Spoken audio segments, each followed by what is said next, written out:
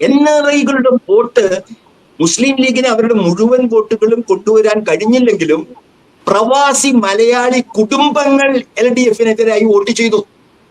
ഇത് നമ്മൾ മനസ്സിലാക്കണം. അത് ഇവിടെ അവർ നേരിട്ട്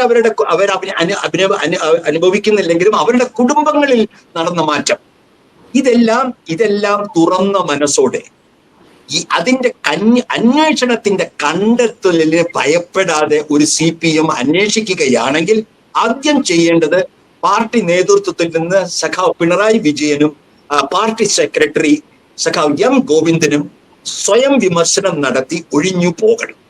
അത് പറയാനുള്ള സാധ്യതയുണ്ടോ സർ? അതിന് സാധ്യതയുണ്ടോ? അത് ചെയ്യാൻ കഴിയും. അത് നമുക്ക് എന്താണ് പറയാൻ കഴിയും? നമുക്ക് പറയാനേ കഴിയുകയുള്ളൂ. കമ്മ്യൂണിസ്റ്റ് പാർട്ടിയിൽ അതിന്റെ മൂല്യങ്ങൾ രക്ഷിക്കണമെന്നും കേരളത്തിൽ BJP അതിന് ഒരു വലിയ പ്രതിപക്ഷമായി ഉയരരുത് എന്നും വിശ്വസിക്കുന്ന മതനിരപേക്ഷ കമ്മ്യൂണിസ്റ്റുകാർ പിണറായി ഞാൻ ആവശ്യപ്പെടുന്നത് പിണറായിയും ഗോവിന്ദൻ മാസ്റ്ററും അടങ്ങുന്ന പാർട്ടി സെക്രട്ടേറിയറ്റ് തങ്ങളുടെ കുറ്റം ഏറ്റെടുക്കണം. സ്വയം വിമർശനം അവർ നടത്തി അവർ പുറത്തു പോകണം. അതിനു പകരം സ്വതന്ത്രമായ തെരഞ്ഞെടുപ്പിലൂടെ കമ്മ്യൂണിസ്റ്റ് പാർട്ടി ഒരു നേതൃത്വത്തെ കൊണ്ടുവരണം. അവർ ജനാധിപത്യ രാഷ്ട്രീയത്തിലേക്ക് തിരിച്ചു പോകണം, വർഗ രാഷ്ട്രീയത്തിലേക്ക് തിരിച്ചു പോകണം. അവർ അടിയുറച്ച മുസ്ലിം സംരക്ഷണത്തിന്റെ, ന്യൂനപക്ഷ സംരക്ഷണത്തിന്റെ പരമ്പരാഗതമായ ഇടതുപക്ഷ റോൾ ഏറ്റെടുക്കണം. തിരഞ്ഞെടുപ്പിൽ രാഷ്ട്രീയം വച്ചുകൊണ്ട് പാർട്ടിയെ മറന്ന് ഭരിക്കരുത്. ഇങ്ങനെ ഒരുപാട് കാര്യങ്ങളുണ്ട്. കുടുംബത്തെ വ്യവസായ ബന്ധങ്ങളുമായി കൊണ്ടുപോകാൻ പാടില്ല. ഇപ്പൊ പിണറായിയുടെ മകൾ വീണ സ്വന്തം ക്ലിഫ് ഹൗസിൽ ഇരുന്നു കൊണ്ടാണ് കർത്താവ് എന്ന് പറയുന്ന ഒരു വളരെ ഒരു കറുത്ത പട്ടികയിൽപ്പെട്ട ഒരു വ്യവസായിയുമായി ഒരു കരാറിൽ ഏർപ്പെടുന്നത്. ഇതൊക്കെ കൂടുതൽ ഒരു കോൺഫ്ലിക്റ്റ് ഓഫ് ഇൻട്രസ്റ്റ്. ഒരു കമ്മ്യൂണിസ്റ്റ് മുഖ്യമന്ത്രിയുടെ വീട്ടിലിരുന്ന് ഈ കരിമണൽ കർത്താവിന്റെ കൺസൾട്ടൻസി പ്രവർത്തനം നടത്തുക എന്നുള്ളത് ഒരു സാധാരണ കമ്മ്യൂണിസ്റ്റുകാരന് ഒരിക്കലും അംഗീകരിക്കാൻ കഴിയുകയില്ല. ഇത്തരത്തിലുള്ള കാര്യങ്ങൾ പിന്നീട് ഈ മോഡി ചെയ്യുന്ന പോലെ mobile super fast train, silver line എന്നെല്ലാം പറഞ്ഞ് ഈ KM എബ്രഹാം എന്ന് പറയുന്ന ഒരു പ്രിൻസിപ്പൽ സെക്രട്ടറി ഒരു അധികാര കേന്ദ്രത്തിനും ഒരു അൺകോൺസ്റ്റിറ്റ്യൂഷണൽ ഒരു ഹെഡായിരുന്നു ആ KM എബ്രഹാം. അദ്ദേഹത്തിന് കിഫ്ബിയുടെ സകല ഫണ്ടുകളും കൈകാര്യം ചെയ്യാനുള്ള സൂപ്പർ ചീഫ് മിനിസ്റ്റർ ആയിരുന്നു. അദ്ദേഹത്തിന്റെ ബിസിനസ് താല്പര്യങ്ങൾ, അദ്ദേഹത്തിന്റെ കുടുംബത്തിന്റെ ബിസിനസ് താല്പര്യങ്ങളും ഇതുമായി ബന്ധപ്പെട്ടിരിക്കുന്നു. ഒരു ശരിയായ അന്വേഷണം നടന്നാൽ ഇത് എന്തുകൊണ്ട് ഒരു അരാഷ്ട്രീയ സർക്കാർ കൂടിയായിരുന്നു. ഇതിൽ ബ്യൂറോക്രാറ്റുകൾ സ്ഥിരം 10 കൊല്ലമാണ് KM എബ്രഹാം ഈ സർക്കാർ ഭരിച്ചത്. അദ്ദേഹത്തിന് എന്ത് ഇടതുപക്ഷ രാഷ്ട്രീയമുണ്ട്? അപ്പൊ ഇത് നിരവധി തലങ്ങളിൽ പാർട്ടി രാഷ്ട്രീയം എല്ലാം കൈവിട്ട് സഖാവ് പിണറായി വിജയന് ചുറ്റുമുള്ള അദ്ദേഹം കേൾക്കാൻ ഇഷ്ടപ്പെടുന്ന രാഷ്ട്രീയം, ഇഷ്ടപ്പെടുന്ന കാര്യങ്ങൾ മാത്രം ചെവിയിൽ ഓതി കൊടുക്കുന്ന PM മനോജ്, ഒരു പ്രസ് സെക്രട്ടറി, പ്രഭാവർമ്മ അദ്ദേഹം അഡ്വൈസർ, ശശി, ഇങ്ങനെ ഇത്തരത്തിലുള്ള നിരവധി ചെറിയ സംഘങ്ങൾ അവരെയാണ് രാഷ്ട്രീയമായി പിണറായിയോട് പറയാൻ കാര്യങ്ങൾ പറഞ്ഞ് ഇതല്ല രാഷ്ട്രീയം എന്ന് പറയാൻ കഴിവുള്ള ഒരു സഖാവും പിണറായിയുടെ വിശ്വസ്തരുടെ കൂട്ടത്തിൽ ഉണ്ടായിരുന്നില്ല. ഇത് വളരെ യാഥാർത്ഥ്യമാണ്. ഇത് സത്യം. ആ സത്യം പറയാം. അതിന് കാരണം ഈ അൻവറിനെ പോലുള്ളവർ പറയുന്ന പിണറായിസമല്ലേ? അതായത് കുറെ പിണിയാളുകളെ കൊണ്ട് നടന്ന് പാർട്ടി അതിന് അവരെ പറഞ്ഞിട്ട് കാര്യമില്ല. അവരൊക്കെ ചെറിയ മനസ്സുകളാണ്. KM എബ്രഹാം എന്താ? അദ്ദേഹം ഒരു ഉദ്യോഗസ്ഥൻ. PM മനോജ് എന്താ? അദ്ദേഹം ഒരു പേഴ്സണൽ അസിസ്റ്റന്റായി പിണറായിയുടെ കൂടെ കൂടിയാൾ. പ്രഭാവർമ്മ, അദ്ദേഹത്തിന് അവാർഡുകൾ ലഭിക്കണം. അദ്ദേഹം അല്ലാതെ രാഷ്ട്രീയമായി അദ്ദേഹത്തിന്റെ സാഹിത്യം മുഴുവൻ ഒരുതരം ഫ്യൂഡൽ ഭക്തി രാഷ്ട്രീയമാണ്. താങ്കൾക്ക് അറിയാവോ അല്ലെങ്കിൽ? ഇങ്ങനെയുള്ള ആളുകൾ മാത്രം ഇവരുടെ ഒരു വലയത്തിൽ ഇവർ പറയുന്നതാണ് ശരി, ഇവർ പറയുന്നവരാണ് ശത്രുക്കൾ പാർട്ടിയുടെ, ഇവർ പറയുന്നവർ ഇഷ്ടക്കാർ. ഇത്തരത്തിലുള്ള ചില സിനിമാ ബന്ധങ്ങൾ. ബ്രിട്ടാസിന്റെ രാഷ്ട്രീയ അടിസ്ഥാനം എന്താണ്? അദ്ദേഹത്തെ ഒരു വിശ്വസ്തനായി എങ്ങനെയാണ് ഒരു കമ്മ്യൂണിസ്റ്റ് മുഖ്യമന്ത്രിക്ക് സാധിക്കുക? ഒരു ഇടനിലക്കാരനായി പ്രവർത്തിക്കാൻ എങ്ങനെയാണ് ബ്രിട്ടാസിനെ പോലെയുള്ള ഒരാൾ ഉപയോഗിക്കപ്പെട്ടത്? ഗഡ്കരിയുമായിട്ടുള്ള ബന്ധം, ഇതെല്ലാം അരാഷ്ട്രീയം മാത്രമല്ല, കമ്മ്യൂണിസ്റ്റ് പാർട്ടിയുടെ അടിസ്ഥാന തത്വങ്ങൾക്ക് കടക വിരുദ്ധവും. അങ്ങനെയുള്ള ഈ ബ്രിട്ടാസിനെ രാജ്യസഭാ അംഗമാക്കി ഉയർത്തിക്കൊണ്ടുവരുന്നു, രാജ്യസഭയുടെ ലീഡറാക്കുന്നു. ഇത് കണ്ടുകൊണ്ടിരിക്കുകയല്ലേ?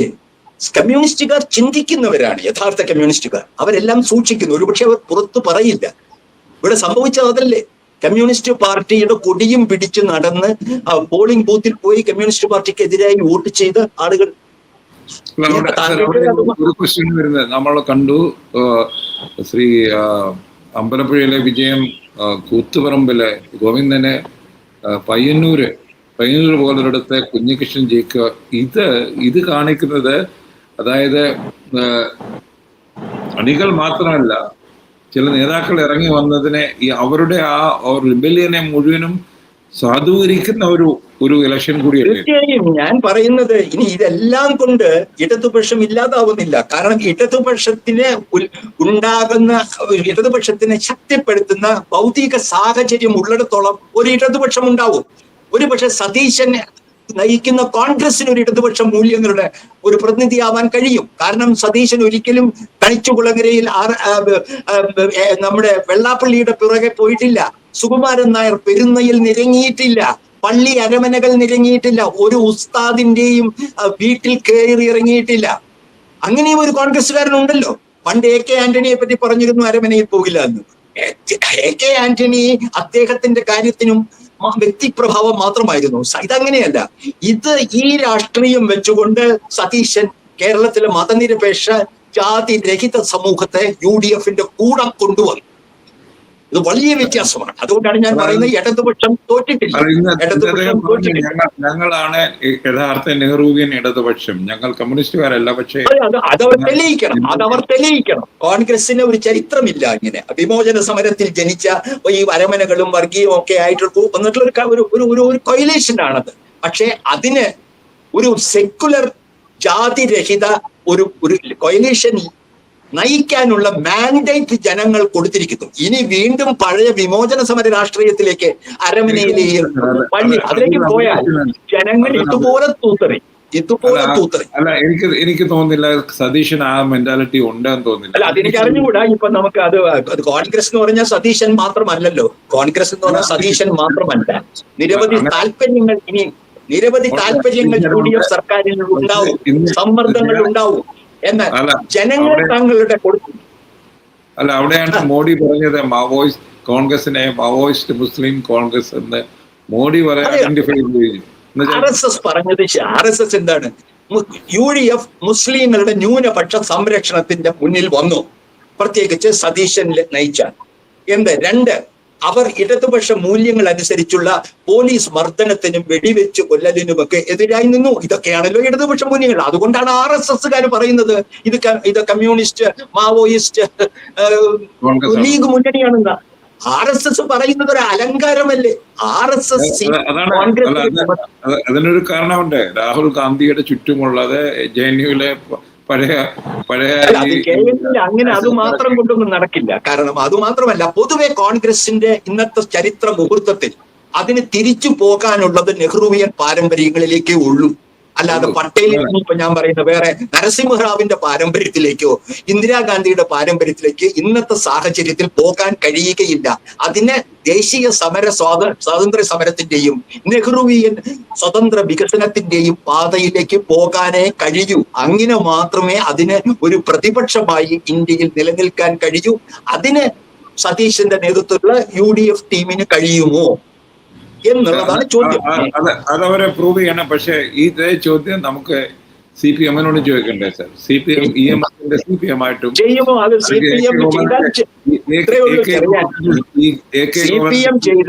CPM ചെയ്താൽ CPM-ന് നല്ലത്. ഇടതുപക്ഷം CPM-നെ കണ്ടുകൊണ്ടല്ല ഇടതുപക്ഷം ഇവിടെ ജീവിക്കുന്നത്. ഇടതുപക്ഷക്കാരനാവുക എന്ന് പറഞ്ഞാൽ CPM-ന്റെ കൂടെ നിൽക്കലല്ല. അത് തിരിച്ചറിയണം. പഴയ കോൺഗ്രസ് നേതൃത്വമല്ല രാഹുൽ ഗാന്ധിയുടെ നേതൃത്വം.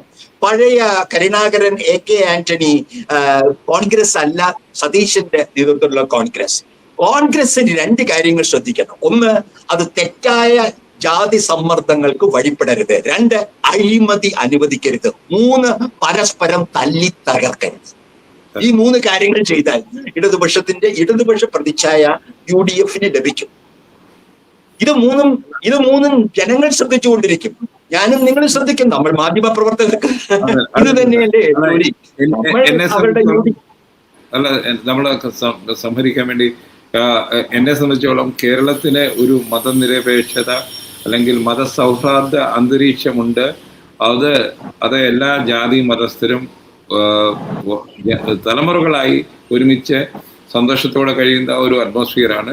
അത് നിലനിർത്താനുള്ള വോട്ടും കൂടിയാണ് ഇത്. പിന്നെ തീർച്ചയായിട്ടും മതനിരപേക്ഷതയ്ക്കുള്ള വോട്ടാണ്. അല്ലെങ്കിൽ BJP RSS 10 സീറ്റ് 14 സീറ്റ് ലക്ഷ്യം വെച്ച് പ്രവർത്തിച്ച BJPക്ക് നാളെ മാത്രമേ എനിക്കത് കൂടുതൽ അതിന്റെ ശതമാനക്കണക്കുകളിൽ അവരുടെ വളർച്ച എന്തായാലും UDF ജയിച്ചാലും LDF ജയിച്ചാലും RSS BJPയെ കേരളത്തിൽ ഒറ്റപ്പെടുത്തി പരാജയപ്പെടുത്തുക എന്നുള്ളത് ഏത് ജനാധിപത്യവാദിയുടെയും തുടരേണ്ട മുദ്രാവാക്യമാണ്.